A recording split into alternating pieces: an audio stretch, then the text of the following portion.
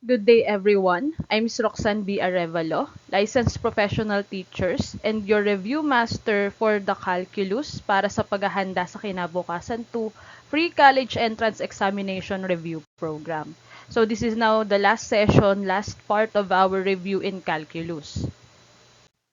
For the overview, we now have three remaining topics under the calculus. And these are the differential calculus, integral calculus, and the definite integral. Kaya naman ihanda na ang inyong mga sarili at sisimulan natin ang session na to sa derivatives. Derivatives. The derivative is the slope of the tangent line of a function at any single point. Slope is a measure of the steepness, incline, or grade of a line. So, by definition, pag sinabi nating tangent line, it is a straight line that touches a curve at exactly one point. That point is called the point of tangency. The derivative is the steepness or how inclined the tangent line is. For example, I have here a given circle. And as you can see, it has a tangent line. Ngayon, using the derivative, we can find the slope of that line. Ngayon, hindi lang circle ang may tangent line. Even curves have their own tangent line at a specific point. So it means that they have a derivative at that point, provided that they satisfy certain condition. The process of finding the derivative of a function is called differentiation. Now, how can we know if a function is differentiable or not? A function must be continuous to be differentiable, but even if a function is continuous, it may not be differentiable at specific points. Kaya nga last nating session, we define ano ba yung mga continuous function and discontinuous function. Kasi if a function is not continuous or discontinuous, it means na hindi siya differentiable. So we can find the derivative of the function. Ngayon, there are cases na yung function, kahit continuous, hindi siya differentiable at a specific point. Kailan nangyayari yon? So, these are the cases na hindi differentiable yung ating function kahit sila ay continuous. Tingnan ninyo yung figure number 1 and figure number 2. So, sa figure number 1, our graph have a corner, and sa figure number 2, it have a cusp sa point P. Okay? And dahil may corner at may cusp sa figure number 1 and figure number 2 sa point P, hindi sila differentiable at that point. Lalong-lalo na tong figure number 3 dahil discontinuous siya at point P. Bakit nangyayari yon? Tingnan ninyo itong figure na to. So as you can see in the figure, we have two different tangent line from the left and from the right of the corner or the cusp of the continuous function. So we don't have a unique or well-defined tangent and we can't have their derivative. So para saan ba yung derivatives? Derivatives can be used in physics in finding the velocity, acceleration, and jerk. Kahit din sa business and economics, nagagamit ang derivatives by having the marginal profit and cost minimization. Pati na rin sa medicine and biology, engineering and technology, and daily life and nature. So maraming gamit ang derivatives, kaya naman pinag-aaralan natin to. In finding the derivatives, let f be a function defined on an open interval. I is a subset of real number. And let x sub 0 be an element of I. The derivative of f at x sub 0 is defined to be the limit of f of x minus f of x sub 0 over x minus x sub 0 as x approaches to x sub 0, if this limit exists. That is, the derivative of f at x sub 0 is the slope of the tangent line at x sub 0, comma, f of x sub 0 if it exists. The derivative of function is defined as instantaneous change in rate. So as you can see, we have this formula that we can use to find the derivative of a function. Pero hindi natin to gagamitin dahil medyo mahaba siya. Gagamit tayo ng derivative rules para mas mapadali yung paghahanap natin ng derivatives. So, ito na yung limang derivative rules natin. First is the constant rule. The derivative of c is equals to 0 where c represents any constant. Nga pala, ginagamit nating symbol for the derivatives is d over dx, pwede namang y prime, so it means na derivative ni y, and then f of x prime, so that is the derivative of f of x. Depende na lang yan sa given na meron tayo. Okay, yan yung mga ginagamit na symbol to denote the derivative. So ngayon, sa constant rule natin, the derivative of any constant is always 0. Pag nakakita kayo ng constant, automatic 0 na yung derivative niya. Next, number 2, the constant multiple rule. So the derivative of a constant multiplied by a function is equal to the constant times the derivative of that function. Okay? So, para makuha natin yung derivative ng isang function in the form constant times a function, we need to find the derivative of the function and then imumultiply natin yung constant niya. Next, number 3, power rule. The derivative of x raised to n is equal to n times x raised to n minus 1, where n is the exponent of the x. Okay. Next, number 4, sum rule. So, the derivative of f of x plus g of x is equal to the sum of the derivative of f of x and g of x. So, it's like in-expand natin yung given. Next, we have number 5, the difference rule. So, the derivative of f of x minus g of x is equal to the derivative of f of x minus the derivative of g of x. So, halos pares lang si sum rule tsaka difference rule. Ang pinagkaiba lang nila is the operation. Ngayon, gamitin natin yung mga unang limang derivative rules na yan in solving these examples. Number 1, we have y is equals to 5. So, we need to find the derivative of 5, yung constant na 5.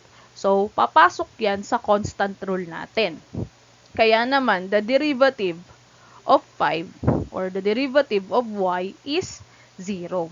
So, any number or any constant, ang derivative niya ay laging 0.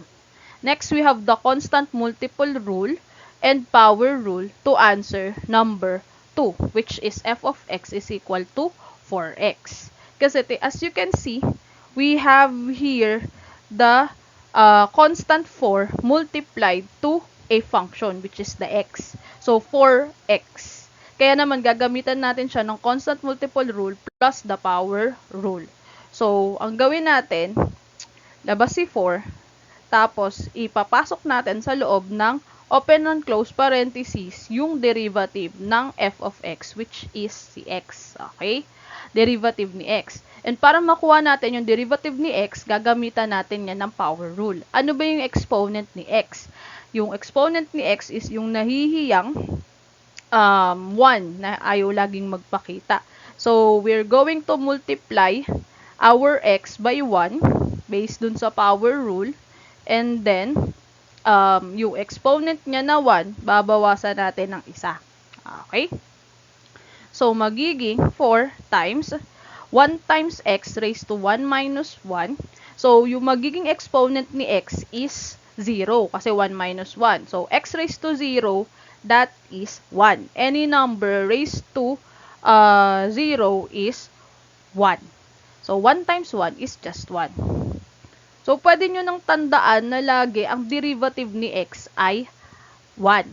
Okay? So, kung ano man yung constant na meron siya, imumultiply nyo na lang yun sa 1, which is, yung magiging sagot sa number 2 natin, that is 4. Okay? So, tandaan nyo na lang, laging ang derivative ni x ay 1. So, 4 times 1, that is 4. Whatever the coefficient of x, imumultiply nyo na lang sa 1 para makuha nyo yung derivative niya. Okay? Sa x lang yun iba na kapag iba na yung exponent ng x natin, kagaya nitong number 3. So, for number 3, we have f of x is equals to 5x raised to 12. So, combination ulit siya ng power rule and constant multiple rule. So, para makuha natin yung derivative ng f of x, labas nyo ulit si 5 na constant. Then, hanapin nyo yung derivative ng x raised to 12 using the power rule. So, it is 12x raised to, yung exponent na 12, bawasan nyo ng 1, that is 11. Then, i-multiply nyo na yung 5 tsaka 12x raised to 11, and that is 5 times 12, 60. X raised to 11. So, the derivative of f of x is 60 x raised to 11. Si number 4 naman, combination niya ng lahat ng ating derivative rules. We have the sum rule and the difference rule para masagutan to, pati constant and constant multiple rule, and syempre the power rule. So, the derivative of f of x is equal to 3x cubed. Ang ginagawa kong shortcut para kunin yung derivative ng mga polynomial function, since one-liner lang naman sila, ang gagawin ko is imumultiply ko yung coefficient nung x sa exponent niya. So, 3 times 3, that is 9. Then, copyin si x, tapos yung exponent ni x, babawasan ng isa. So, magiging 2 ang bagong exponent niya. So, ang derivative ng 3x cubed is 9x squared. So, copyin nyo lang operation minus, ito naman ngayon yung hanapan nyo ng derivative. 2x squared. So, 2 times 2, that is 4. Then, kopyahin si x. Tapos, yung 2, bawasan nyo ng isa, magiging 1. So, kahit di na natin isulat. Plus, sabi ko na kanina, ang derivative ng x ay 1. Then, si minus 5, yung derivative ng 5 or negative 5 is 0. Kaya hindi na natin kailangan isulat pa. So, ang magiging derivative ng f of x is equal to 3x cubed minus 2x squared plus x minus 5 is 9x squared minus 4x plus 1. Okay? So, pwede nyo gawin yung shortcut na yon para mabilis. Okay? Now, let's proceed to another derivative rule. The derivative of a product. Let y is equals to u times b, where u is f of x and b is g of x, which are differentiable functions of x. So we have here a product of two functions, u and b. Okay? So makukuha daw natin yung derivative ng u times b by having u times the derivative of b plus b, then the derivative of u. So, para mas madaling tandaan, the derivative of u times b is equals to u dv plus b du. Okay? Ulitin ko, yung derivative ng product ng dalawang function, u and b, is equal to u times the derivative of b plus b times the derivative of u. Yun yung sinisimbolize nitong nandito sa ating definition. Okay? So, ang pinakatatandaan nyo dyan, pag meron tayong dalawang function, tas minultiply sila, and then hinahanap yung derivative niya, gagamitin natin tong u dv plus b du na formula na to. Okay? So, I have here an example para paano gamitin yung the derivative of a product. We have y is equal to x plus 3 times 2x plus 5. So, pag nakakita kayo ng ganyang function, dalawang function na minultiply, mag-assign na kayo agad sino si u at sino si v. So, gawin nyo yung unang function, yun yung gagawin yung u. Pangalawa, si v. So, u will be x plus 3 and v will be 2x plus 5. Okay? Tapos, hanapin nyo ngayon yung derivative ni u. Okay? So, du na lang yung ginagamit, pampaikli palalo. Du, meaning derivative ni u. So, du will be, hanapin nyo yung derivative na x plus 3. So, the derivative of x plus 3 is 1. Derivative ni x, 1. Si 3, 0. So, 1 na lang. Then, hanapin nyo naman ngayon yung derivative ni v. So, derivative ni 2x is 2. Ano ba yung derivative ni 5? 0. So, 2 na lang ang derivative ni v. Tapos, tsaka nyo sundin yung formula na u dv plus v du. So, ano ba yung u? X plus 3. So, x plus 3 times dv. Ano ba yung dv? 2. So, x plus 3 times 2.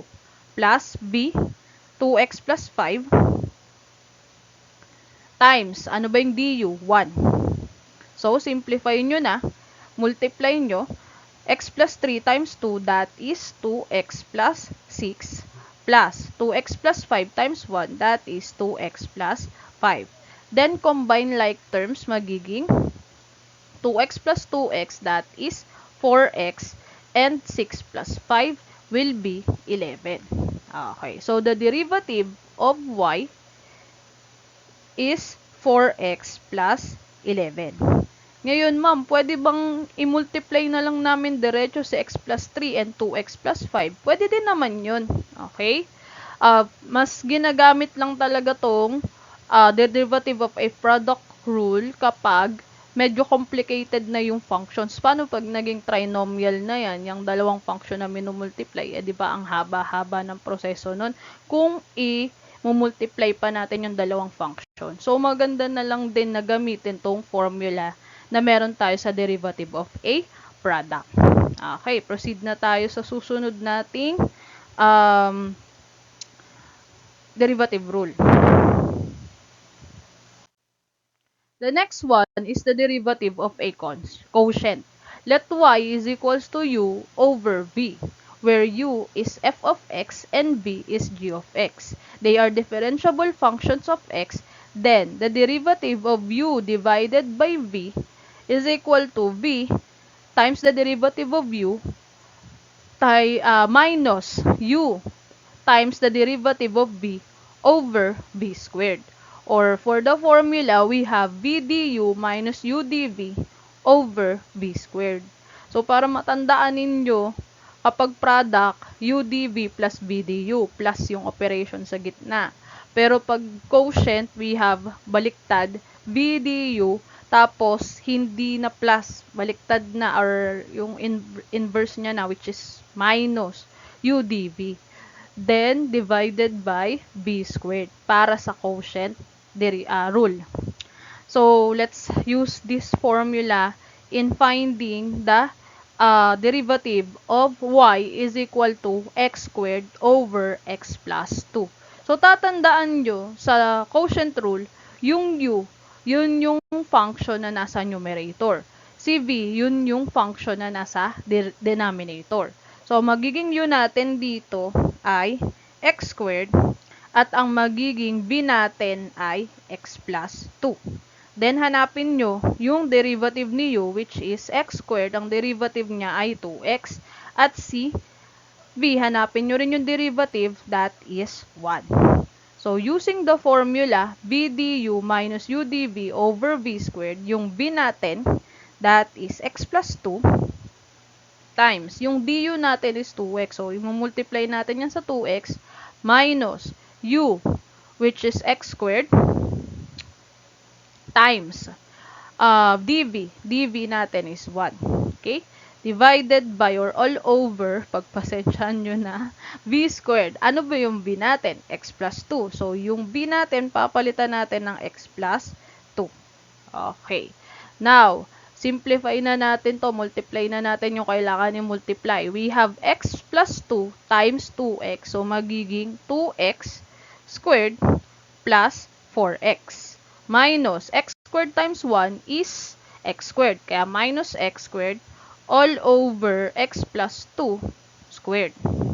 So, it is equal to, combine like terms dun sa numerator, 2x squared minus x squared, edi x squared plus 4x over x plus 2 squared.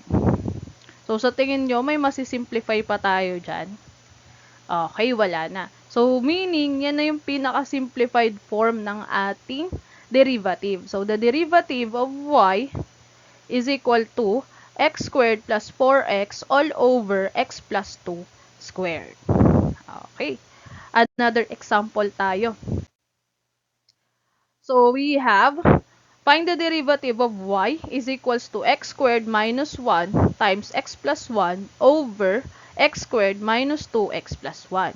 So, magandang technique muna dito since feeling ko may fa-factor tayo. I-factor muna natin yung numerator and denominator nung given natin bago tayo maghanap ng derivative. So, we have x squared minus 1. Ang factors niyan ay x plus 1 and then x minus 1. Tapos, times x plus 1. Wala naman ng ibang factor yan. Divided by x squared minus 2x. So, i-factor natin yung x squared minus 2x. That is, ano ba? Ano ba factor ng x squared minus 2x? That is x plus 1. And then, x minus 1, I mean. Okay. X minus 1 and then x minus 1. Okay. Ayun. So, di-divide tayo. X minus 1 sa numerator and then x minus 1 sa denominator. So, matitira na lang, we have x plus 1 times x plus 1 all over x minus 1. Okay? Then, it will become x squared plus 2x plus 1 all over x minus 1. So, gamitin na natin yung quotient rule para malaman yung derivative ng ating given. So, let u be x squared plus 2x plus 1 and v will be x minus 1. So, ano magiging derivative nung u natin? X squared, ang derivative niyan ay 2x plus 2x is 2. Si 1, 0, so wag na. B is equal to x minus 1, derivative niya ay 1. Okay. So, using the formula, b du minus u dv all over v squared, b natin is x minus 1 times du 2x plus 2. Okay. 2x plus 2 minus u, which is x squared plus 2x plus 1 times dv, that is 1. Okay. All over, saan pupunta itong sulat ng ma'am? V squared, that is x minus 1 squared. Okay. So, solve na natin. Magiging x minus 1 times 2x plus 2. FOIL method, pwede nyong gamitin. Magiging 2x squared minus 4x, minus 2x plus 2x minus 2 minus x squared plus 2x plus 1. Okay, kasi pag minultiply natin yun sa 1, ganun pa din naman. All over x minus 1 squared. So, equal yan sa combining like terms, magiging 2x squared minus 2 na lang. Negative 2x plus 2x. Minus x squared minus 2x minus 1. All over x minus 1 squared. So, it will become 2x squared minus x squared, magiging x squared minus 2x minus 3 all over x minus 1 squared. So, wala naman na tayong masisimplify pa dito kasi factors ng x squared minus 2x minus 3, that is x minus 3 times x plus 1. So, wala na talaga tayong masisimplify pa. Ito na yung magiging final answer natin. Okay? So, now let's have the last rule. Chain rule is the process of differentiating a composite function. So, recall lang natin nung nag-GenMat kayo, pag sinabi natin composite function, there are two functions combined to make a single one. For example, we have the combination of functions of f and g, wherein f of g of x is equals to f of g of x. So, ma-apply natin yung chain rule in finding the derivative of a composite function, wherein the derivative of f of g of x is equal to the derivative of the f of g of x times the derivative of g of x. So, meaning, yung derivative ng outside function natin, i-multiply natin sa derivative ng inside function to find the derivative of the composite function. Para ma-compute natin yung derivative ng composite function na yun, gagamitin natin tong rule na to. We have the derivative of u raised to n is equal to n times u raised to n minus 1 times the derivative of u. Okay? Kasi ang gagawin natin dyan, tatransform natin yung given function natin from the composite function to f of u, and then magagamit na natin tong rule na to. Yung derivative of u raised to n is equal to n times u raised to n minus 1 times the derivative of u. Para siyang power rule. Okay? So, sige, try natin sa example number 1. Example number 1. Solve for the derivative of f of g of x is equals to x plus 4 raised to 5. So, now we have this composite function, kaya naman magagamit natin yung chain rule dito. So, para magamit yung chain rule, kailangan nating mag-assign ng value for u, which is yung u natin will be the inside function. So, yun yung g of x. So, usually, yung inside function natin sa given, nasa loob siya ng open and close parenthesis, o kaya naman, pag may radical sign, siya yung nasa radicand, or siya yung nasa ilalim ng radical symbol, o kaya naman, pag may rational function na given, siya yung nasa denominator. So, depende na lang talaga sa given natin. And for this given, yung x plus 4 raised to 5, yung magiging u natin is yung nasa loob ng open and close parenthesis, which is yung x plus 4. Then, after nating makuha kung ano yung magiging inside function, hahanapin natin yung derivative niya. So, the derivative of x plus 4 is, kunin yung derivative ni x, that is just 1. Okay, si 4, 0, so 1 na lang talagang derivative ni u. Then, itatransform natin tong f of g of x sa pagiging f of u. Okay? So, hahanapin na lang natin yung derivative ng f of u. And it will become, yung x plus 4 na yan, magiging u. So, u raised to 5. Okay. So, after natin maging u na yung ating function, gagamitin natin yung rule na yung derivative ng u raised to n is equal to n times u raised to n minus 1 times the derivative of u. Okay? So, ang mangyayari kay u raised to 5, magiging 5 times u raised to n minus 1. So, 5 minus 1 times 4, magiging raised to 4.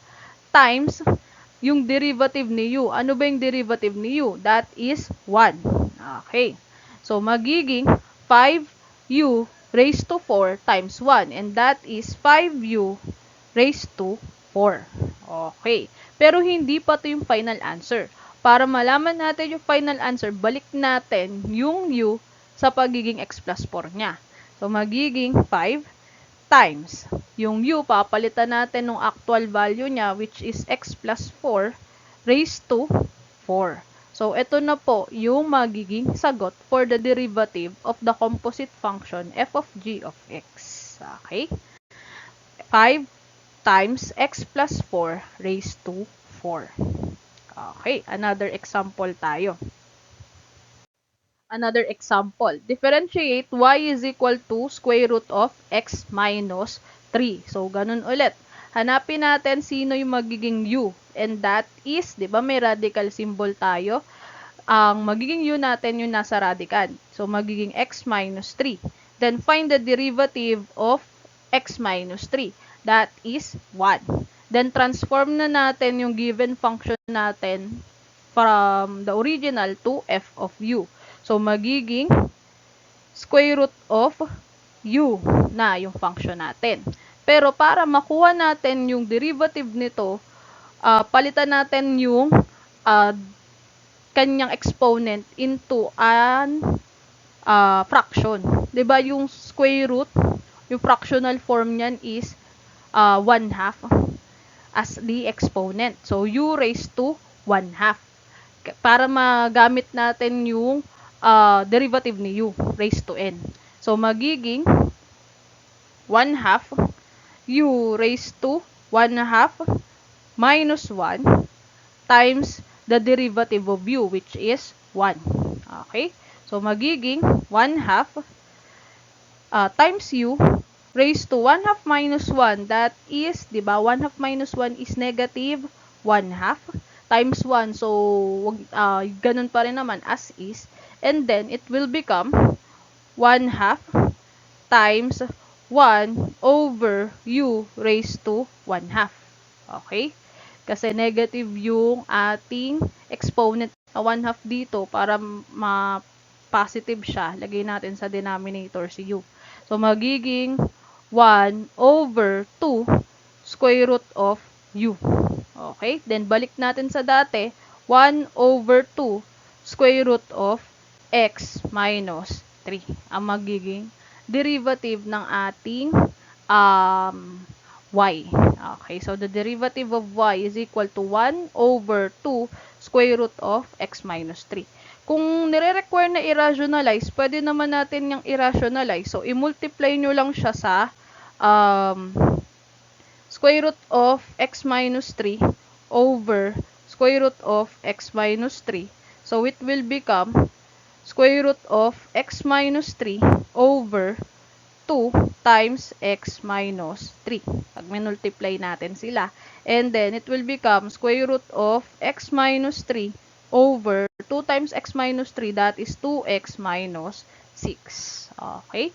So, yan yung derivative ng y natin. Okay. Another example tayo. Find the derivative of a function f of x is equals to 3x squared minus 5x at x is equal to 1.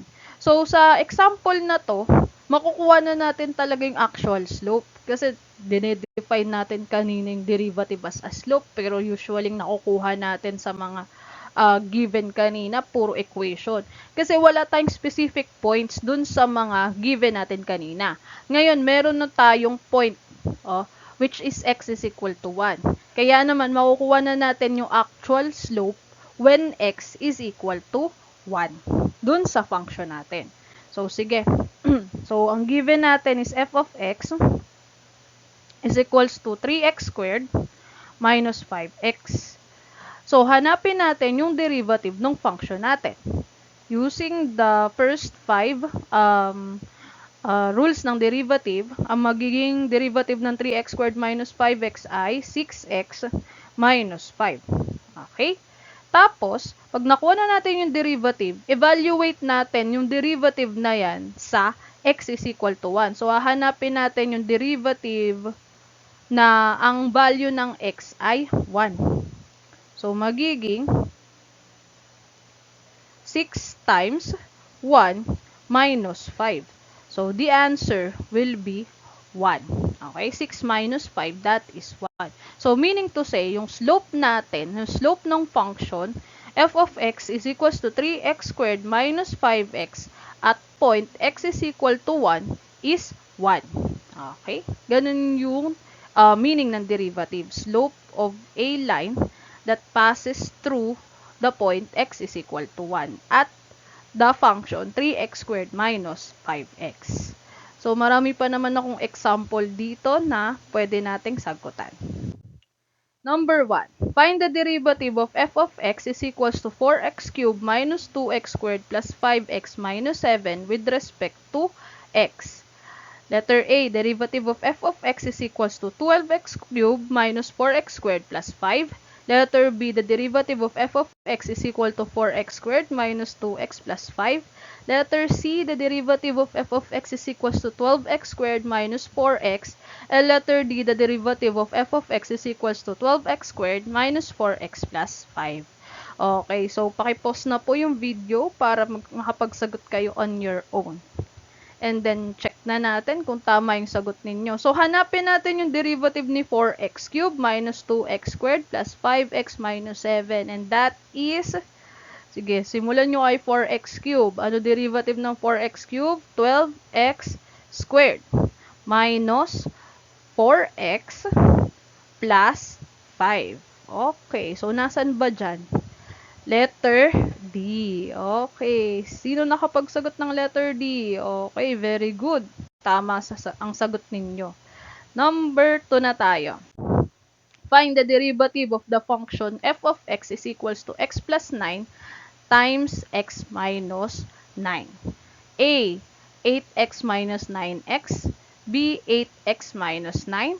C, 2x. Letter D, x minus 81. So, pakipause na po yung video para makapagsagot na kayo. And then, check natin kung tama yung sagot ninyo. So, pwede natin gamitin yung product rule dito sa given natin. So, sige. Ano ba yung product rule? Diba yung derivative ng product ng two function is can be solved using the formula u dv, okay, plus v du. So, mag-assign kayo ng u is equal to x plus 9, and yung v, x minus 9. So, du will be 1, and dv will be 1 again. So, u dv, x plus 9, times dv 1 plus b, x minus 9, then du, that is 1. So, pag minultiply nyo yan, x plus 9 times 1, x plus 9, plus x minus 9 times 1, that is x minus 9, then combine like terms, the answer will be 2x. Meaning, the derivative of f of x is 2x. Pero, kung minultiply nyo naman ngayon yung dalawang function na to, pwede din naman. Pag minultiply natin yung x plus 9 times x minus 9, ang magiging sagot niyan ay, yung f of x natin ay x squared minus 81. Tapos kunin yung derivative nito, ang magiging sagot ay 2x for the derivative of f of x. Kaya, ganun pa rin magiging sagot ninyo. Anumang process yung ginawa ninyo. Okay? So, bahala na kayo kung saan kayo mas nadadalian. The answer is letter C. Next. What is the slope of the line tangent to the curve f of x is equals to x squared plus 3x at the point where x is equal to 1? So, slope na talaga yung nahanap dito. A, 3, B, 5, C, 2, and letter D, 4. So, sige, sagutan nyo na. And then, check natin kung tama yung naging sagot ninyo. So, ang hinahanap dito, yung slope ng tangent line, which means the derivative. So, may illustration ako dito na pinapakita yung graph ng x squared plus 3x, which is the slope, and yung line tangent at point x is equal to 1. Okay? So, kunin natin yung derivative ng ating f of x is equals to x squared plus 3x. The derivative will be 2x plus 3. Then, hanapin natin yung value ng derivative natin when x is equal to 1. So, palitan natin yung x ng 1 and substitute natin dun sa derivative. So, magiging 2 times 1 plus 3. And the answer will be 2 plus 3, that is 5. So, the slope of the line tangent to the function at point x is equal to 1 is letter B, 5. Ayan. So, tama ba yung sagot ninyo? Okay, proceed na tayo sa number 4. If the position of a particle is given by s of t is equal to t squared minus 4t plus 3, what is the velocity at t is equal to negative 3? A, negative 10, B, 2, C, 24, and letter D, negative 4. So, yan yung application ng ating derivative sa physics o velocity. So, pause nyo na kung gusto nyo mag-solve. And then, tingnan natin kung ano yung tamang sagot. So, magiging the derivative of s of t is equal to derivative ng t squared 2t minus derivative ng 4t, that is 4. Then, derivative ng 3 is 0. So, we don't need to write it sa ating answer ng derivative. Then, evaluate natin yung ating nakuha at t is equal to negative 3. So, it will become 2 times negative 3 minus 4. Then, 2 times negative 3, that is negative 6 minus 4. Pag pinagsama natin yan, negative 6 minus 4, that is negative 10. So, the answer is letter A, negative 10. Oh, gagaling talaga naman. Very good. Number 5. Using the chain rule, find the derivative of y is equals to 3x plus 1 cube. A. 9 times 3x plus 1 raised to 2. B. 3 times 3x plus 1 raised to 2. C. 6 times 3x plus 1. And D. 27x squared plus 1. Sige, try nyo ang sagutan. Pag nasagutan nyo to ng tama, ang gagaling nyo. Check na natin kung tama yung sagot ninyo. Chain rule. So, kailangan nating mag-assign anong magiging value ni u. Syempre, alam naman natin, nasa loob ng parenthesis yan. So, 3x plus 1. Then, have the derivative of u. Ano ba yung derivative ng u natin? 3x, so that is 3. Then, use the rule, derivative of u raised to n, that is substitute pala muna natin. Yung 3x plus 1 magiging u. So, u cube, bago natin hanapin yung derivative ng u raised to n, which is yung hanapan natin derivative ay u raised to 3. So, magiging 3u raised to 2 times the derivative of u, which is 3. So, magiging 3u squared times 3, that is 9u squared. Then, balik nyo sa dati si u, magiging 9 times, ano ba yung u natin? 3x plus 1. So, 9 times 3x plus 1 squared. Nasaan yon? Okay. So, ang sagot ay letter A. O, diba? Ang gagaling nyo kung nakuha nyo yan. Hindi ganyan yung mga example ko kanina. Okay, number 6 tayo. So, find the second derivative if f of x is equal to x raised to 4. Second derivative. So, A, 12x, B, 4x squared, C, 12x squared, and letter D, 4x raised to 12. Sige, kunin nyo na. And then, check natin. So, kunin natin yung first derivative muna bago yung second. So, first derivative of x raised to 4 is 4x cubed.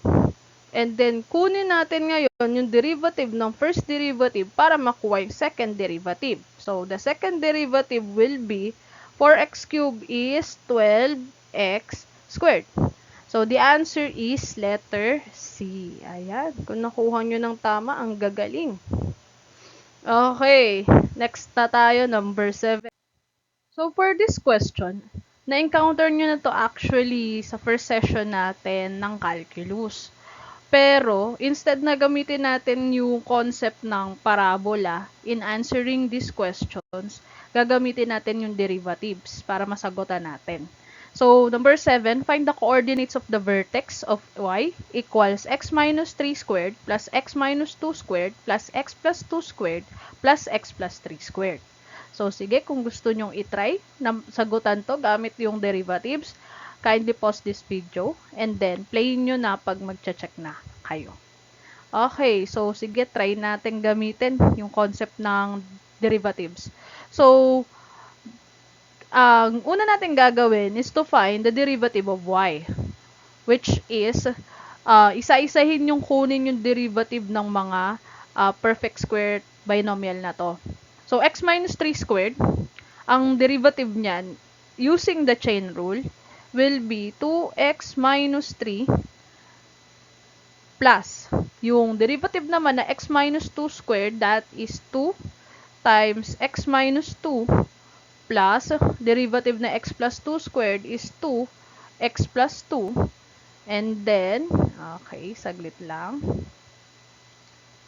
Yung derivative naman ng x plus 3 squared ay 2 times x plus 3. And then, simplify natin, magiging 2x minus 3 plus 2x minus 4 plus 2x plus 4 plus 2x plus 3. So, combine like terms, 2x plus 2x plus 2x plus 2x, we have 8x minus negative 3 minus 4 plus 4 plus 3. So, that is 0. Kaya naman, yung derivative ng given function natin is 8x. Now, since alam natin na yung given natin ay parabola dahil yung highest degree nga natin dyan ay 2, tapos isang variable lang, which is si x, alam natin na parabola siya. Then, hinahanap yung vertex. So, kung if vertex yung pag-uusapan natin, that is the maximum or minimum point nung given natin na parabola. Okay? Or kahit given natin na na curve. So, gagamitin natin yung property ng maximum and minimum points natin, which is yung slope or yung derivative nung line tangent to the maximum or minimum point is always 0. Okay? So, again, yung slope ng tangent line to the maximum or minimum point is 0.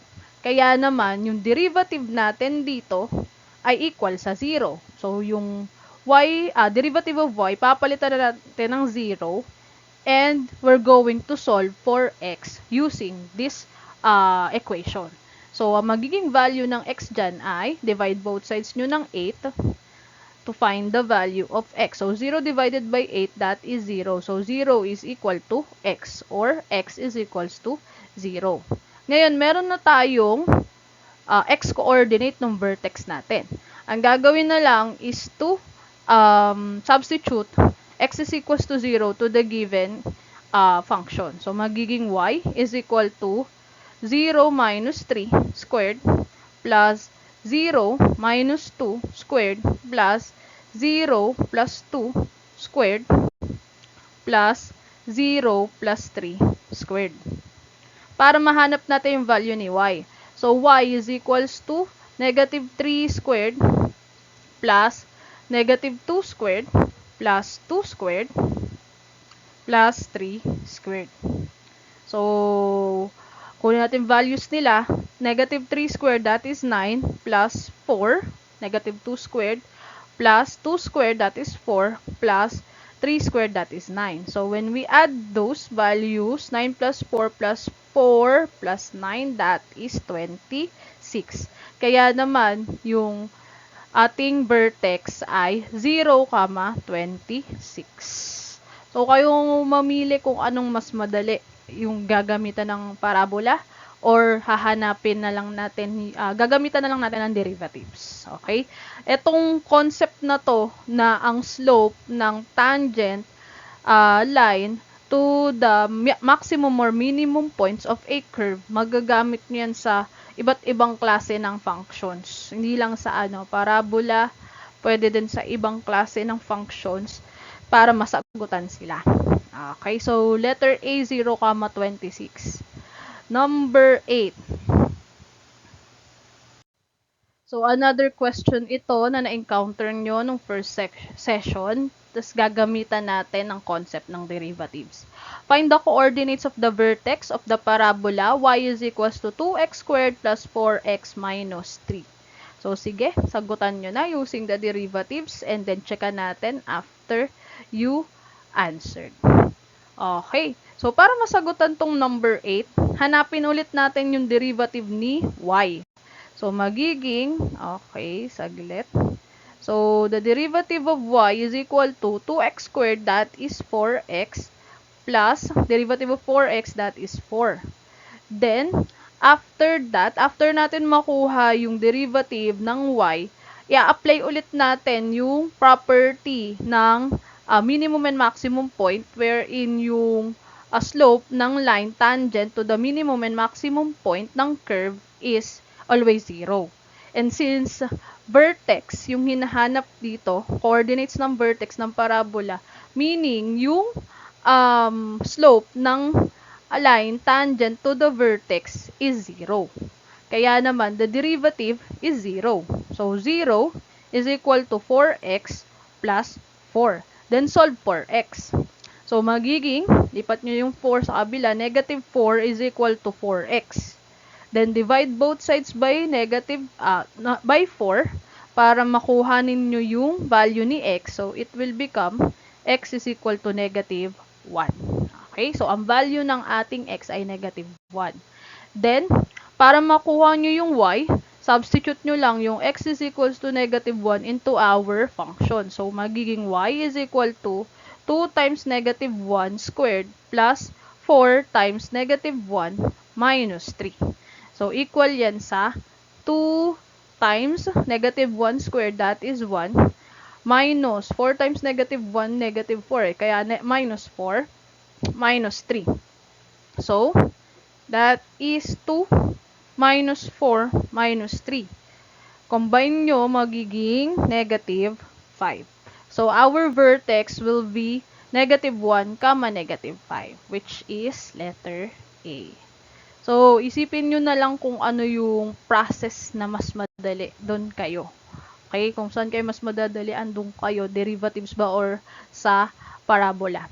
Okay? Last number for the derivatives. Number 9. What is the slope of the line tangent to the circle x squared plus y squared is equal to 10 at the point negative 1, negative 3?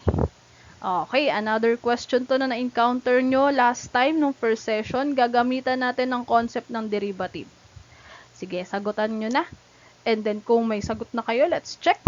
So, kunin natin yung derivative ng x squared plus y squared is equal to 10 using the implicit differentiation. So, magiging, kunin yung derivative ng x squared in terms of x plus the derivative of y squared in terms of x is equal to the derivative of uh, 10 in terms of x. So, magiging derivative ng x squared in terms of x, that is 2x.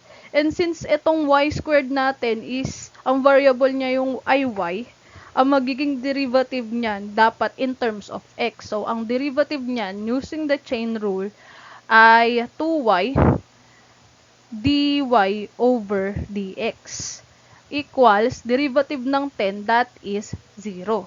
So, ngayon, para makuha natin yung actual na derivative na to, we're going to solve for dy over dx.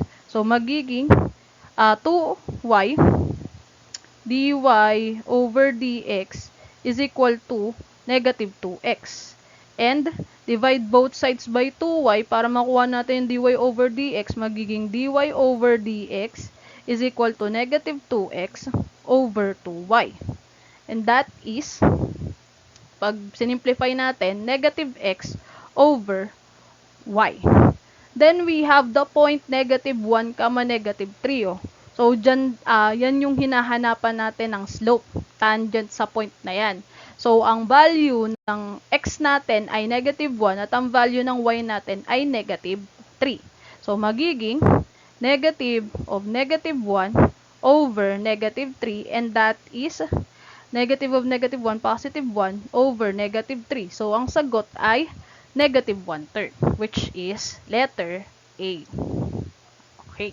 So, yan na yung last question natin for the derivatives. Now, we're going to proceed to the next topic. Very good pala sa mga nakakuha nito. Using the derivatives. Now, our next topic is about the antiderivative. So, that is, from the name itself, that is the inverse of the derivatives. So, this is the or inverse problem of finding the derivative. Ayan.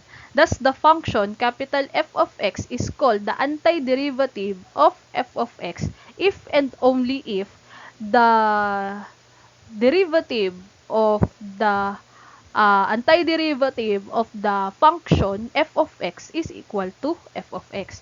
Parang pag binaliktad nyo, tapos binaliktad nyo ulit, babalik siya sa original niyang value or function. Okay, pag binaliktad nyo yung function, then binaliktad nyo ulit, babalik siya sa original niyang function.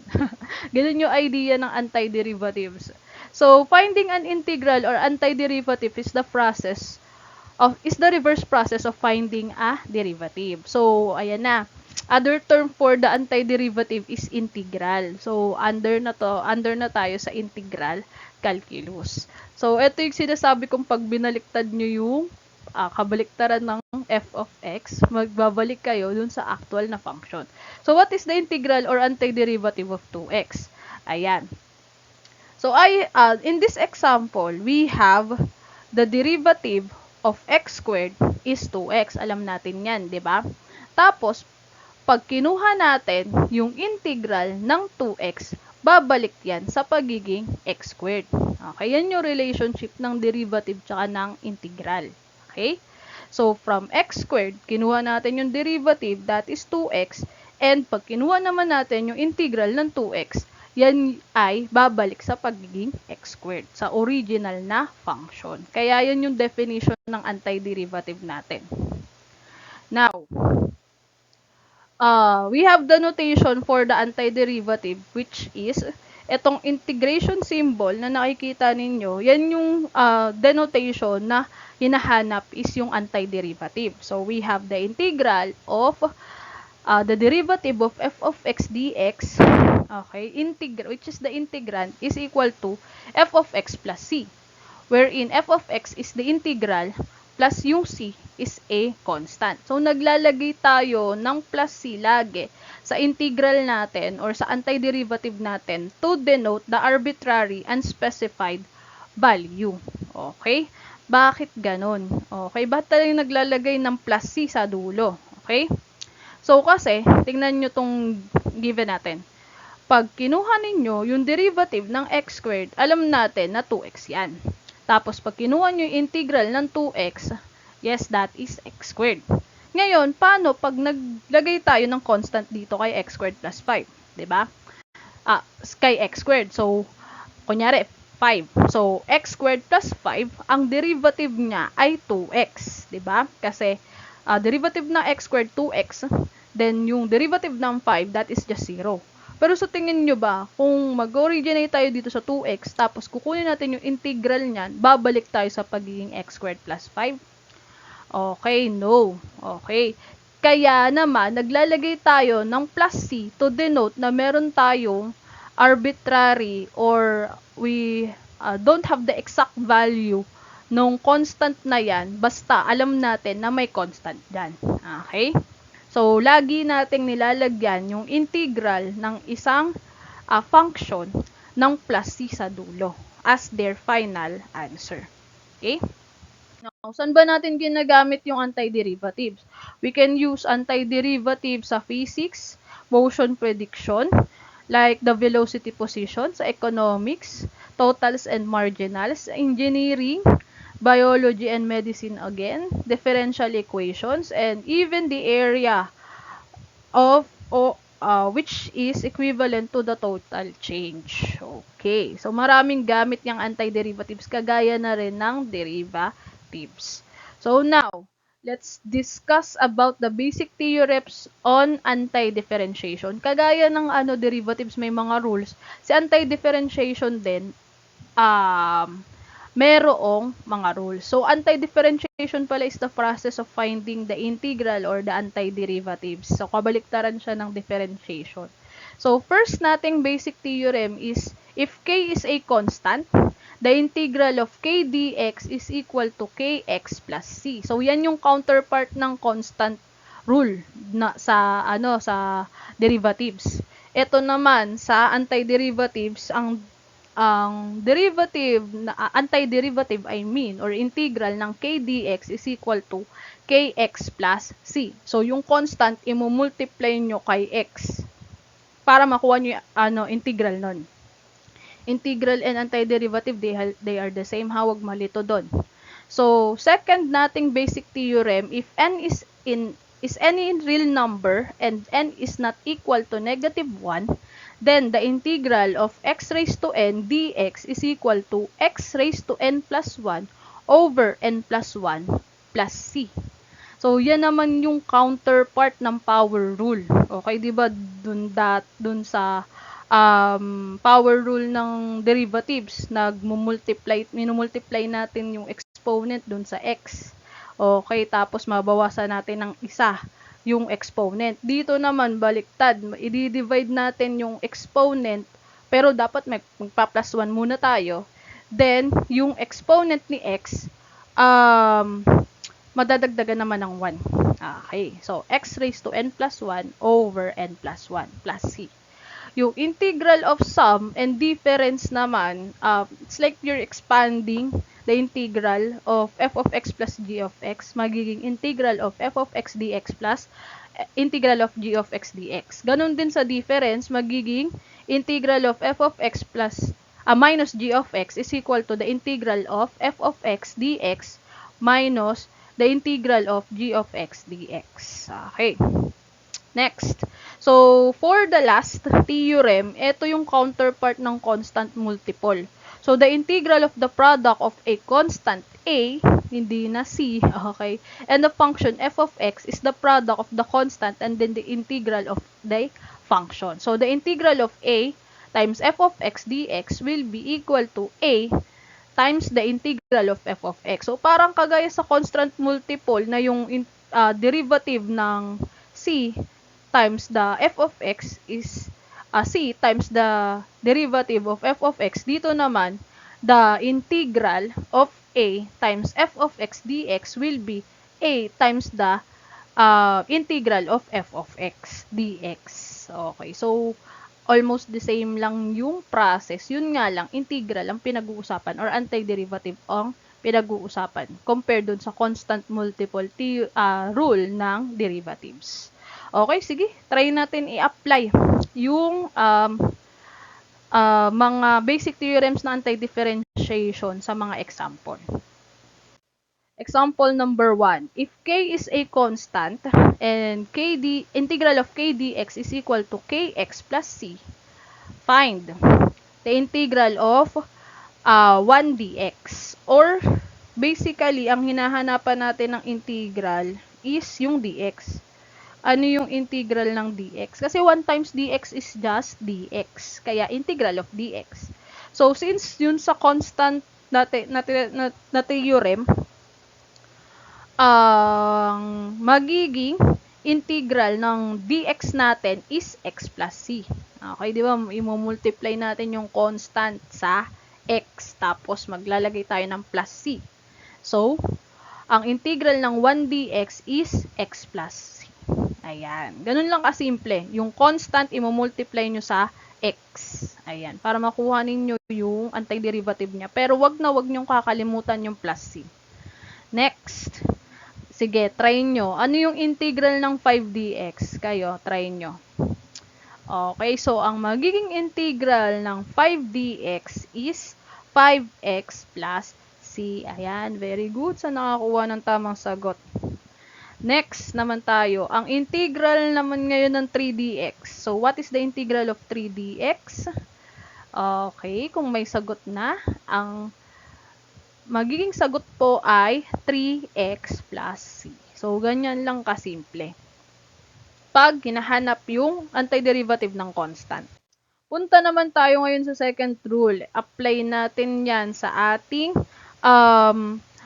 example. Pero, take note ha, dapat daw, sabi dito, sa rule natin, yung n, hindi siya equal sa negative 1. So, meaning, hindi pwedeng maging negative 1 yung exponent nung hinahanapan natin ng integral kasi hindi natin maa-apply tong second rule na to, second theorem na to. Okay? O, sige.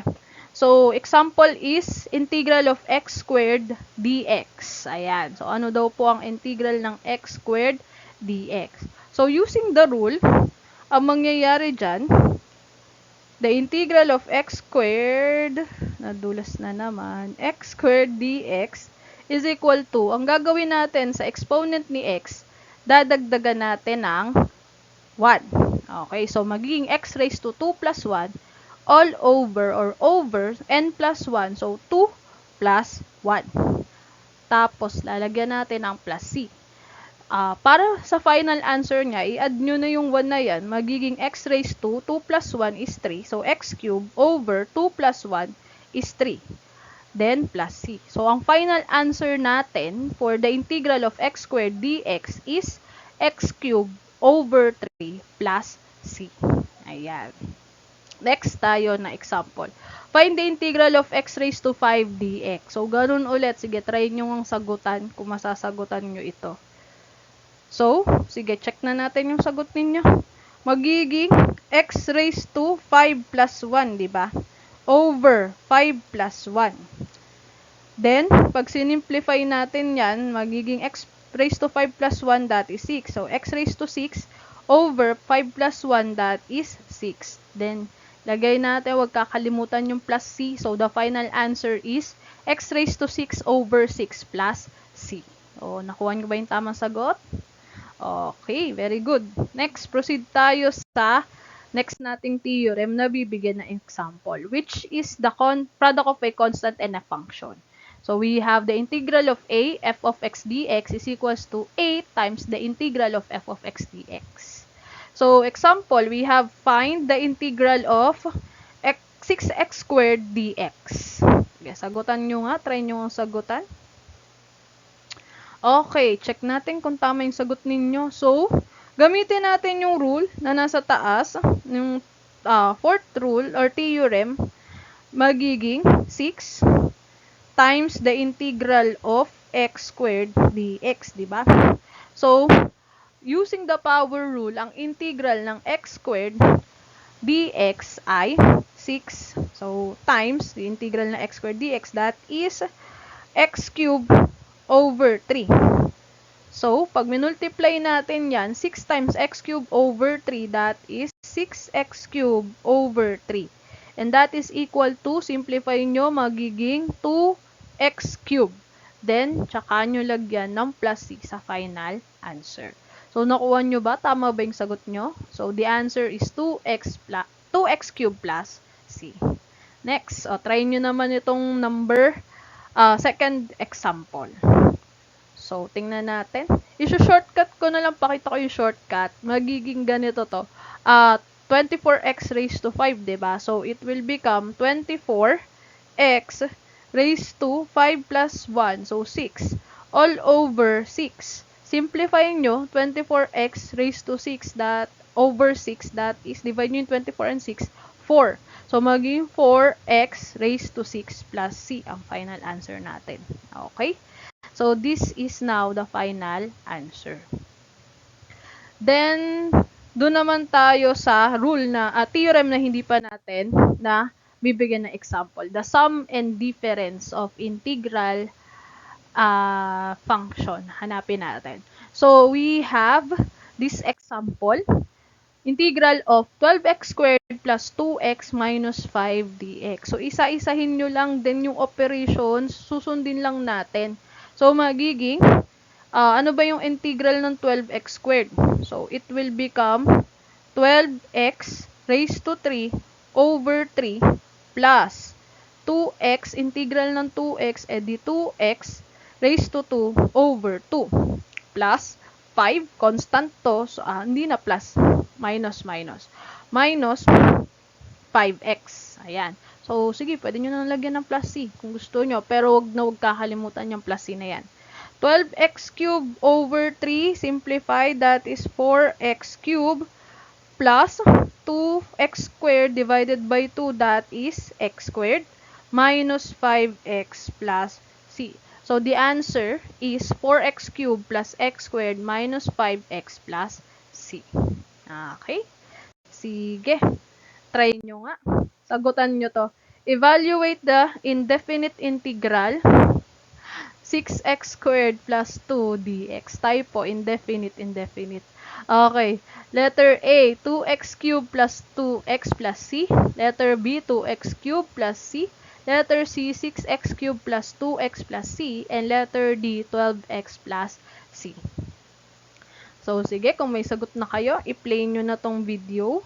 So, ang integral ng 6x squared plus 2 is di magiging 6x cubed over 3 plus 2 x plus c. Then simplify, magiging 2x cube plus 2x plus c. Asan dyan sa choices? Ayun, letter A. Okay. Next tayo, number 11.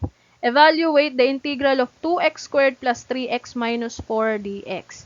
So, sige, kayo na bahala. Basahin yung choices. Okay, pause nyo na tong video kung sasagutan ninyo and then play nyo kung checkan na natin. So, 2x squared, ang integral niyan ay 2x cube over 3 plus 3x, ang integral niyan ay 3x squared over 2 minus 4x plus c. So, hindi naman na natin masisimplify si 2x cube over 3, ganun din si 3x squared over 2. So, ito na yung final answer. And, nasan siya? Ayun, letter B. Okay, so very good sa mga nakakuha ng tamang sagot. Next, number 12. What is the value of the integral of square root of x dx? Okay, sige, try to answer nga. Ano po kaya ang magiging sagot niyan? So, sige, kung may sagot na kayo, let's check kung tama. So, magiging, actually, square root to. So, gawin nating fraction yung exponent niya. Fractional form para magawa natin yung ma-apply natin yung theorems ng integral. So, magiging x raised to 1/2 dx yung hahanapan natin ng integral. So, it will become x raised to 1/2 plus 1 over 1/2 plus 1 plus c. Okay? So, pag inag-add tayo ng 1 dyan, magiging x raised to 1/2 plus 2 over 2. Similar fraction sila para ma-add nyo. So, 1/2 plus 2 over 2 rin to. Plus c. So, magiging x raised to 3 halves over 3 halves plus c. So, meron tayong denominator na fraction. So, magiging equal to sa 2/3. Sige, nag-shortcut na ako. X raised to 3 halves times 2/3. Reciprocal nung denominator, tapos imumultiply na natin. Plus c. So, pag minultiply natin yan, edi magiging 2/3 x raised to 3 halves plus c. Nasaan yan sa ating choices? Ayun, letter C. Okay. So, the answer is letter C. Next, proceed tayo sa another part ng antiderivatives natin. So, di ba sa derivatives may chain rule? Ang kabaliktaran ngayon, or counterpart niya sa antiderivatives is the substitution rule. So, the substitution rule is used to find the integral of the derivative of a composite function. Okay. So, ang goal natin, yung derivative ng composite function, ma-change natin dyan sa form na fu du, where u is g of x and du is the derivative of g of x. Okay? So, ang tawag doon ay substitution rule. Okay? Sige, mas maintindihan nyo siya kapag in-apply natin sa example. So, example number 1. Applying substitution rule to integral of x plus 7 raised to 9 dx will be, so, first natin gagawin kapag i-apply natin yung substitution rule sa paghahanap ng antiderivative or ng integral, hanapin natin si u kagaya sa chain rule. Ano ba yung inside function natin? So, nasa loob lagi siya ng parenthesis, ng radical symbol, or nasa denominator. So, x plus 7 na magiging u natin dyan. Tapos, ang magiging derivative ng u natin is derivative ni x plus 7. Ano ba yung derivative ni x plus 7? That is 1. Pero, for the sake of substitution dito sa ating given, lalagyan natin ng dx yung derivative ni u. Okay? Kasi naka in terms of x tayo. Dati di natin yung ginagawa kasi hindi siya relevant. Pero relevant ngayon siya sa integration. Kaya naman, lalagyan na natin siya ng dx starting now. Okay? So, magiging du natin ay 1 times dx, that is dx. Okay? So, literally, isa-substitute na natin tong u tsaka yung du natin into our given function na kailangan natin i-integrate. So, mangyayari dyan, instead na integral of x plus 7 raised to 9 dx, magiging integral of yung x plus 7 natin, magiging u, tapos kopya yung exponent na ni x plus 7, that is 9. So, ang magiging exponent ni u ay 9. Tapos, itong dx na to, papalitan natin yan ng du. Okay. So, magiging du na to. I-integrate na natin siya in terms of u. So, gamitin lang natin yung sa theorem about sa exponents, yung counterpart ng power rule sa antiderivative. So, magiging integral of u raised to 9 du, u raised to 9 plus 1 over 9 plus 1 plus c. So, magiging equal yan sa u raised to 10 over 10 plus c. Then, balik nyo sa dati si u. Ano ba yung value ni u? That is x plus 7. So, it will become x plus 7 raised to 10 over 10 plus c. Okay. So, the answer for the integral of x plus 7 raised to 9 dx is x plus 7 raised to 10 all over 10 plus c. Okay. Gets ba? Next na tayong example. So, applying substitution rule on the integral of 3x squared times x cubed minus 6 raised to 5 dx. So, okay, ganun ulit. Hanap nyo si u. Si u, usually, nasa loob siya ng parentheses. So, ang magiging u natin dyan ay si x cubed minus 6. Then, hanapin nyo yung derivative ni u. That is derivative ha, derivative, hindi antiderivative. Hindi ko na-clarify, na-emphasize last example. Derivative ang hinahanap. So, ano ba yung derivative ni x cubed minus 6? So, gamitan nyo ng rules ng differentiation or derivative. Magiging 2x squared, 3x squared. Okay, 3x squared. Tapos, derivative ni negative 6, that is 0. So, ang magiging derivative na lang natin ay 3x squared dx. Ayan. Then, substitute na natin yung nakuha nating u and du sa ating given na problem na integral. So, magiging integral of yung x cubed minus 6, magiging u yan. Tapos, kopya nyo yung exponent ni x cubed minus 6. Exponent ngayon ni u is 5. Ngayon, anong gagawin natin kay 3x squared?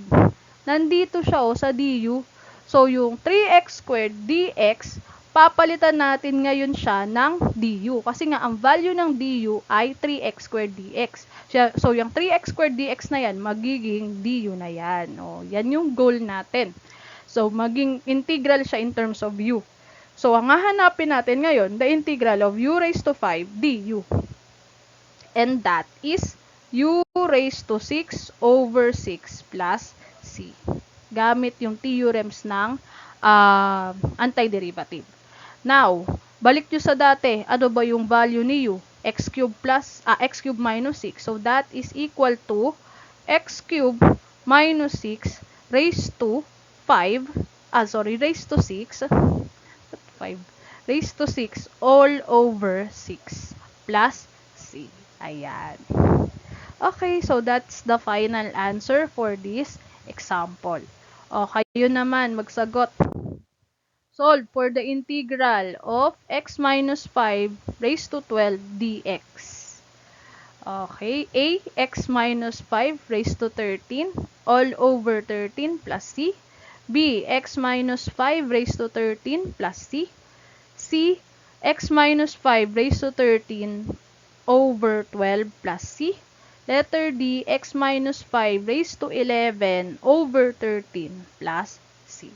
Okay, pause nyo na yung video and then play nyo na if you will check your answer. So, gagamitan natin ng substitution rule to.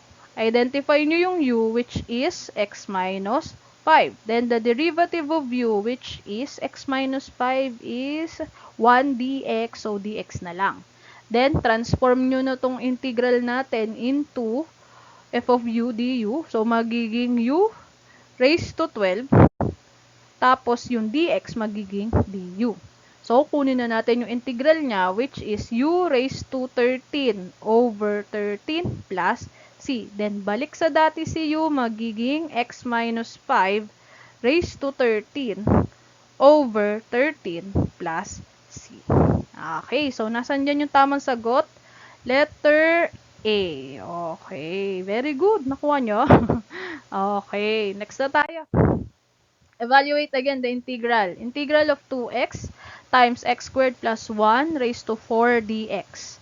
A. X squared plus 1 raised to 5 plus c. B. X squared times x squared plus 1 raised to 5 all over 5 plus c.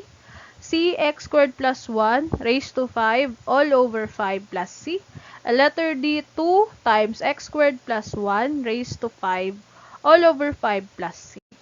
Okay, pause nyo na yung video. And then, play nyo kapag check na. So, goal is maging integral of f of u du ito. So, hanap ng u, that is x squared plus 1. Integrate nyo yung u, magiging 2x. 2x dx ang ating du. Okay? Next, transform nyo na tong integral natin, magiging integral of u raised to 4. Tapos, yung 2x dx natin dito sa given, magiging du. Then, hanapin yung integral ng u raised to 4 du, that is u raised to 5 over 5 plus c. Then, balik sa dati si u. Magiging x squared plus 1 raised to 5 over 5 plus c. Nasaan dyan? Ayun, letter C. Okay, next number tayo. Number 15. Evaluate the following indefinite integral using the substitution rule. Integral of 7x minus 4 raised to 6 dx. Letter A, 1 over 36 times x minus 4 raised to 7 plus c. Letter B, x minus 4 raised to 7 plus c. Letter C, 1 over 7 times x minus 4 raised to 7 plus c. And letter D, 1 over 49 times x minus 4 raised to 7 plus c. Okay, pause nyo na yung video kung gusto nyo sagutan. And then, play na po natin para checkan yung kung tama yung sagot ninyo. So, ang goal ulit natin is maging integral of f of u du siya para ma-integrate natin siya ng mas madali. So, u is equal to, ano yung u natin? 7x minus 4. Then, find the derivative of u, which is, ano ba derivative ng 7x? That is 7. Then, si negative 4, 0. So, 7 dx. Kaya lang sa ating given, wala namang makakapag-represent ng 7 dx dito. So, we need to find the value of dx lang. Okay? So, ang gagawin natin, divide both sides by 7 to find the value of dx. So, that is 1 over 7 du is equal to dx. Okay. So, gawin na natin, transform na natin yung ating given. Magiging integral siya ng u raised to 6. Yung 7x minus 4, u na. So, u raised to 6. Then, yung dx natin, ang value niya, 1 over 7 du. So, u raised to 6 times 1 over 7 du. Then, yung 1 over 7 na yan, na minultiply natin sa u raised to 6 at sa du, constant yan. Kaya, pwede na natin yan ilabas sa radical, sa integration symbol. So, 1 over 7 integral of u raised to 6 du. Okay? Bakit siya nilabas? Dahil dun sa sa theorem ng antiderivative na about sa constant times a function. Okay? Pwede nyo na lang siya ilabas. Then, imumultiply nyo na lang yung 1 over 7 na constant sa integral ng u raised to 6 du. So, it will become 1 over 7 times u raised to 7 over 7 plus c. So, magiging u raised to 7 over 49.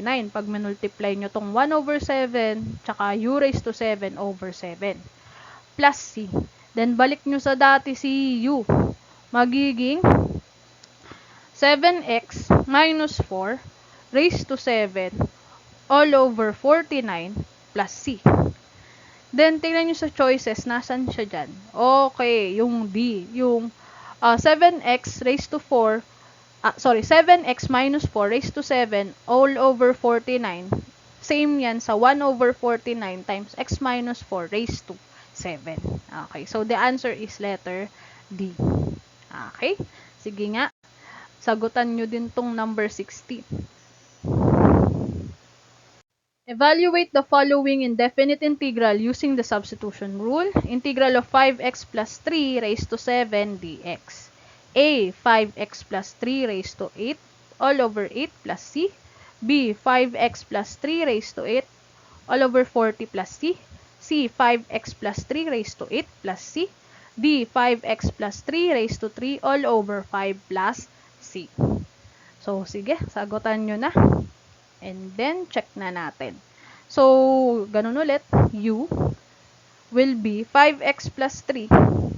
Then, du will be 5 dx. So, wala naman tayong 5 dx sa given. So, solve for dx, divide both sides by 5. So, magiging 1 over 5 du is equal to dx. Then, transform na natin tong given natin. Magiging u raised to 7 times 1 over 5 du siya. Then, labas nyo yung 1 over 5, magiging 1 over 5 integral of u raised to 7 du. Then, it will become 1 over 5 times, ano ba integral ng u raised to 7? That is u raised to 8 over 8 plus c. So, it will become u raised to 8 times 5 times 8, 40. Then, balik nyo sa dati ngayon si u. So, magiging 5x plus 3 raised to 8. Okay. Raised to 8 all over 40 plus c. Nasaan yun? Okay, letter B. Ayan. Okay, number 17. What is the value of 4x? Integral of 4x times 2x squared plus 8 raised to 7 dx. Letter A, 4x times 2x squared plus 8 raised to 8 all over 8 plus c. Letter B, 4x times 2x squared plus 8 raised to 6 all over 6 plus c. Letter C, 2x squared plus 8 raised to 6 all over 6 plus c. And letter D, 2x squared plus 8 raised to 8 all over 8 plus c. Okay, pause nyo na yung video, then sagutan na natin. Magiging transform nyo ulit using the substitution rule itong given natin. So, hanap tayong u, that is 2x squared plus 8. Then, derivative ng u, that is 4x dx. O, ayan, may 4x dx naman tayo. So, no need na nating hanapin yung value lang ng dx. So, transform, magiging yung 2x squared plus 8, magiging u. Then, exponent niya 7. Tapos, yung 4x dx, that is the du. So, integrate natin yung u raised to 7 du. It is u raised to 8 over 8 plus c. Then, balik sa dati si u, 2x squared plus 8 raised to 8 all over 8 plus c. So, that is letter, nasan dyan? Ayun, letter D. Okay, nasa last na tayong part ng ating discussion. Malapit na matapos. Okay, ngawit na ako dito. So, next topic natin is about the definite integral. So, the definite integral calculates the net signed area under a function's curve between two specific points or limits resulting in a single numerical value. So, ibig sabihin nito guys, ang kino-compute na natin sa definite integral yung signed area. Signed area means pwede yung area natin maging negative, pwede din natin maging area natin ay positive. Using the integral, okay? So, mayroon tayong dalawang boundaries, yung A and B, which is yun yung magiging limits natin. Then, evaluate natin yan sa integral ng ating given function. So, fundamental theorem of calculus or yung FTOC means that if f is a continuous function on a and b, a comma b, so ang ginamit ay square bracket, kaya naman yan ay close interval, so meaning kasama si a at si b, let capital F be the antiderivative, so that is the integral of the function f. That is the derivative of the integral of f of x is the f of x itself. Then, the integral of f of x dx from a to b will be equal to the evaluation of b into the integral of f minus the evaluation of a to the integral of f. Okay? So, in figures, ito siya actually. So, yung curve na to, ito yung function natin. Ayan. Ayan yung function natin, ha? Then, yung A, that is the boundary or yung ating lower limit. And then, yung B is our upper limit. Okay? So, para makuha natin yung area, yung dilaw na part na yan, we need to find the integral of f of x dx from from A to B. Kaya siya naging signed area kasi depending on the positioning of our area, pwede siyang maging negative, pwede siyang maging positive. So, pag sa positive quadrant siya, di positive ang area natin. Pero pag nasa baba, we can have a negative area. Okay? So, yes, here we have the integral of f of x dx from a to b. Our lower limit is a and our upper limit is b. Okay. So, kung gagamitin natin yung vertical bar notation natin, we will adapt this symbol, the integral of f of x from a to b is equal to capital F of b minus capital F of a.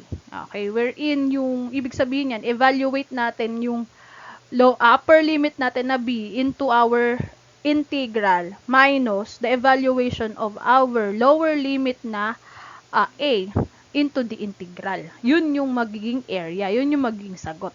Okay? So, sige, bigay tayo ng example. We have here the integral of x cubed dx from negative 1 to 1. So, to answer that, hahanapin natin muna yung integral ni x cubed. Okay? So, what is the integral of x cubed dx? So, that is, using the theorems, the integral is 3, that is x raised to 4 over 4. Okay. Pero hindi na tayo maglalagay ng plus c kasi definite integral na tayo. Okay? Lalagay tayo ng vertical bar, tapos ilalagay natin yung upper and lower limit natin. Upper limit natin is 1, lower limit natin is negative 1. So, hahanapin natin yung value ng x raised to 4 over 4 from negative 1 to 1 using this formula, f of b minus f of a. So, hanapin nyo muna yung evaluation ng f of b bago yung f of a, then i-subtract ninyo.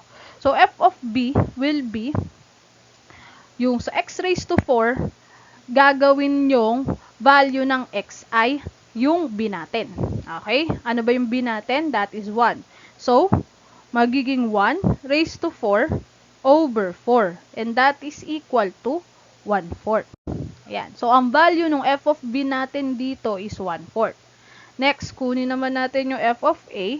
So, yung value ni a, yung lower limit natin, isa-substitute natin yan sa ating integral. So, magiging, yung a natin magiging negative 1. So, negative 1 raised to 4 over 4, and that is 1/4 din. Then, kunin na natin yung f of b minus f of a. That is 1/4. Nakuha natin dito. Minus, nakuha naman natin sa f of a. Excuse me. So, that is also 1/4. 1/4 minus 1/4. So, the answer is 0. So, meaning, walang area in between negative 1 and 1 sa curve natin na x cube. function. Okay, ayan. 0 yung area niya. Okay? Question. Nanghingi ng question sabi. Sorry. Okay, next na tayo. Nagjo-joke lang. Okay, next. So, find the integral of 7 minus 3x dx from 2 to 5.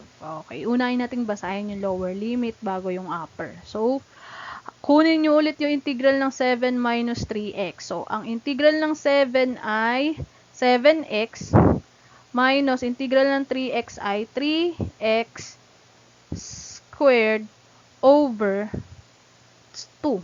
Okay, but over 2. Okay. So, from 2 to 5. Ayan. So, again, hanapin ninyo yung f of b tsaka f of a, then subtract nyo yung value na yun. Okay? 7x minus, lagyan natin sa gitna. 7x minus 3x squared over 2 from 2 to 5. Okay, so, hanapin muna natin yung f of b. So, ang b natin ay 5, kaya ang value ng x natin ay 5. So, magiging 7 times 5 minus 3 times 5 squared over 2. So, it will become 7 times 5, 35. Okay, 35. Ang ganda talaga. Okay, 35. Minus 5 squared 25 times 3, 75 over 2. Gawin natin silang similar fraction, kaya magiging 70 over 2 minus 75 over 2, and the answer for that is negative 5 halves. So, yung ating f of b ay negative 5 halves. Punta tayo sa f of a. So, substitute natin yung value ni x na 2. Okay, so maging 7 times 2 minus 3 times 2 squared over 2. So, 7 times 2, that is 14, minus 2 squared is 4 times 3, that is 12 over 2. And 12 over 2 is equal to 14 minus 6. So, the answer is 14 minus 6, that is 8. Okay, 8. So, ngayon, subtract na natin yung f of b minus f of a. That is negative 5 halves minus 8. So, gawin natin similar fraction. Negative 5 halves minus 16 over 2. So, 16 halves. So, magiging ang sagot niyan ay negative 21 over 2. Or, pwede din sabihin na 10. Negative 10 and 1 half. Or pwede ding negative 10.5. So, parehas naman yung mga yan. 10.5. So, ayun o, signed area. May negative tayong area. Okay? So, the answer is negative 10.5. Next, try nyo nga. Sagutan tong number 18. What is the value of the integral of 3x squared dx from 0 to 2?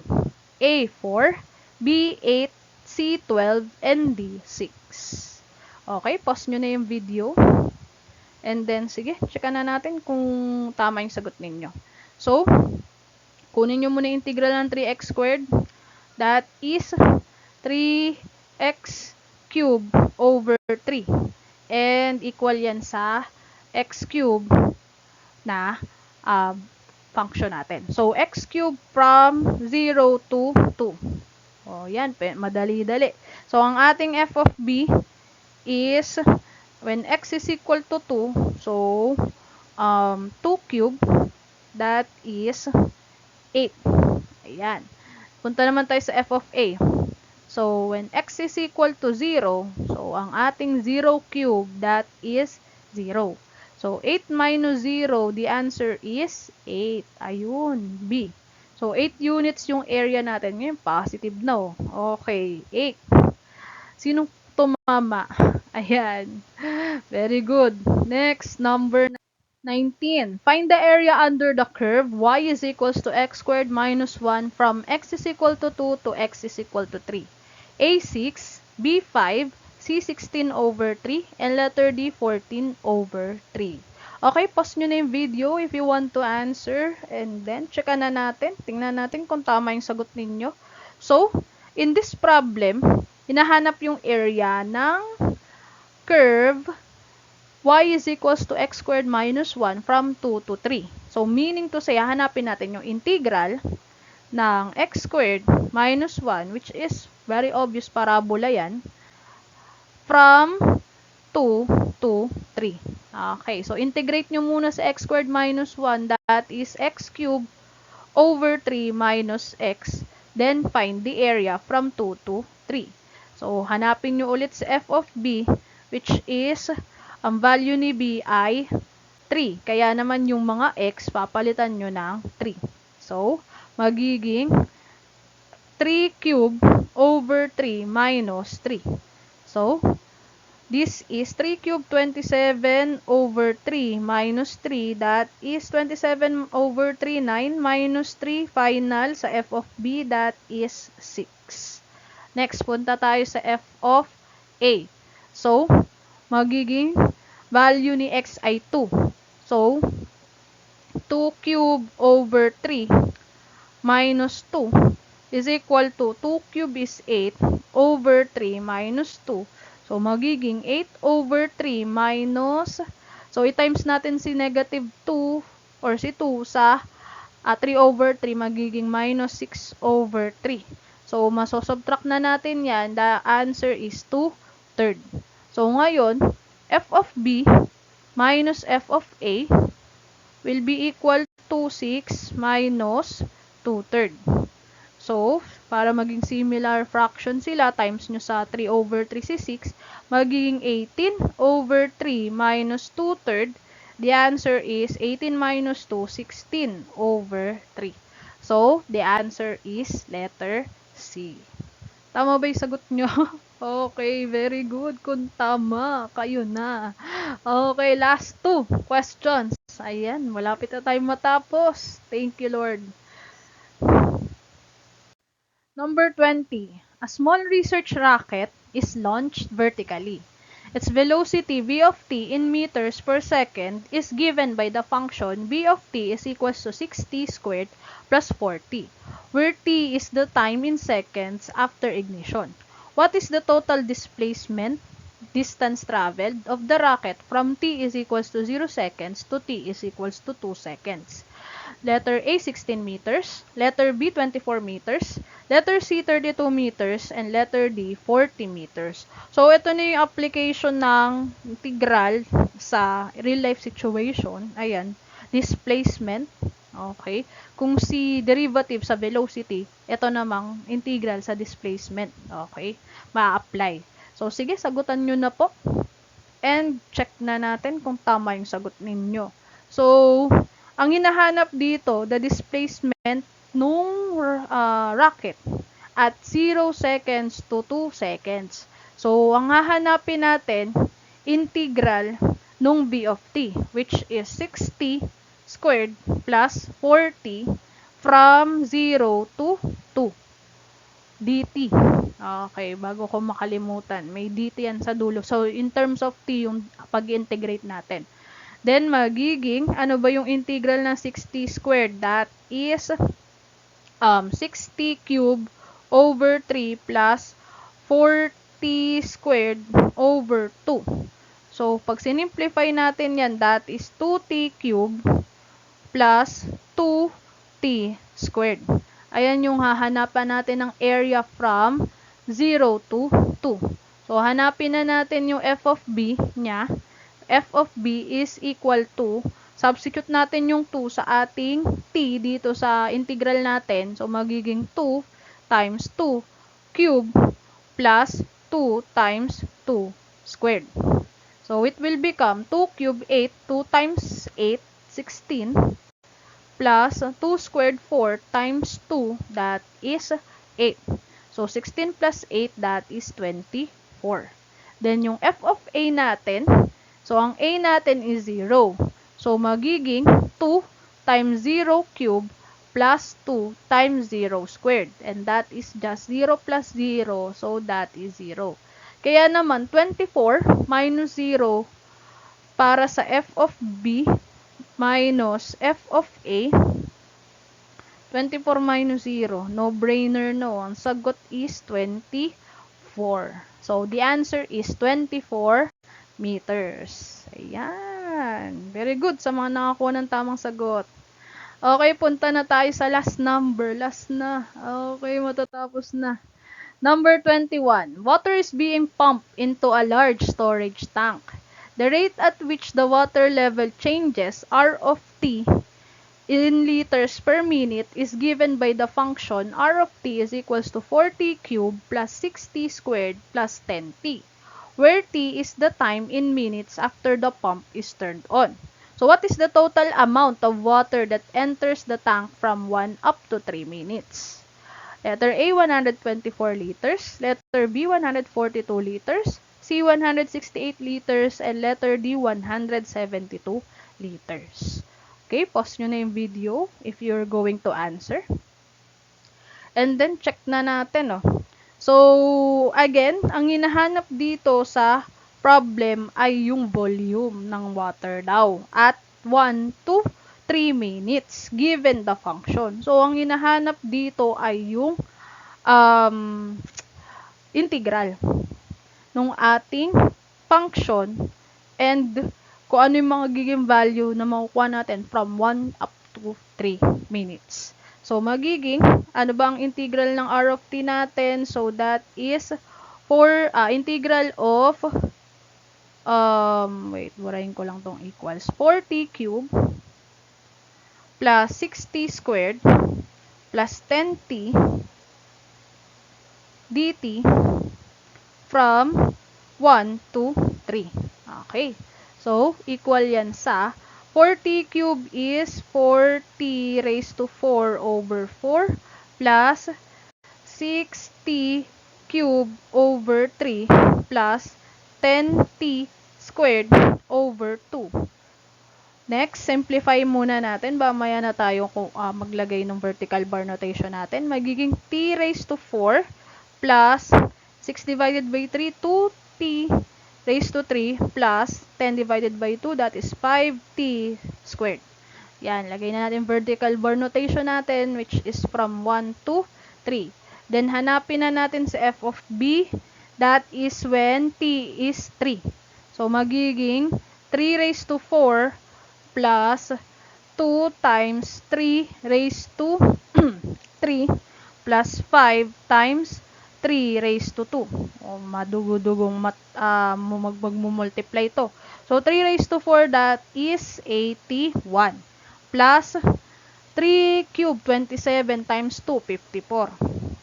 Plus 3 squared, 9 times 5, 45.